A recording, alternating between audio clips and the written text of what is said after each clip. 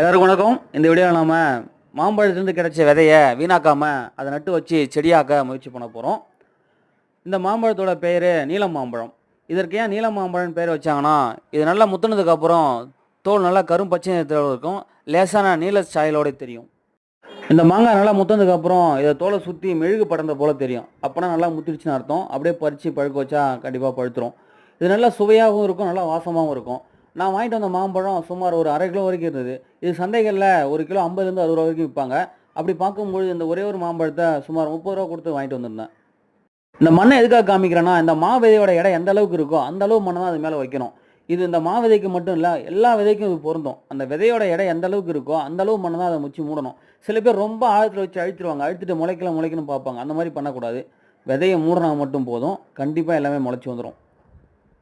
நம்ம ஏற்கனவே வீட்டில் வச்சு இந்த கவரில் மண்ணை நிரப்பிட்டோம். அந்த மண்ணில் 3 பங்கு மண்ணும் 1 பங்கு தொழு உரமும் இருந்தால் நல்லாயிருக்கும். இப்போ அந்த விதையோட இடையளவு உள்ள மண்ணை அதுக்கு மேலே கொட்டிட்டோம். அவ்வளோதான், முடிஞ்சிடுச்சு. இதில் அப்படியே தண்ணியை ஊற்றி நம்ம கொண்டு போயிட்டு வெயிலில் வச்சிடணும். கடுமையான வெயிலில் வைக்கக்கூடாது. ஒரு நாளைக்கு 4 மணி நேரமோ 3 மணி நேரமோ மட்டும் சூரிய ஒளி பட்டால் போதும். 2 நாளைக்கு ஒரு முறை தண்ணி ஊற்றினா போதும். நான் ஏற்கனவே பல முறை சொல்லியிருக்கேன், ஒவ்வொரு மனிதர்களும் விதையிலேருந்து செடிகளை உருவாக்குற பண்புகளை வளர்த்துக்கணும். அது நம்மளோட எண்ணங்களை தூய்மையாக்கும், நம்மளை இன்னும் மேன்மையாக்கும், நம்ம ஒரு நேர்மறையாக சிந்திக்க தோன்றும்.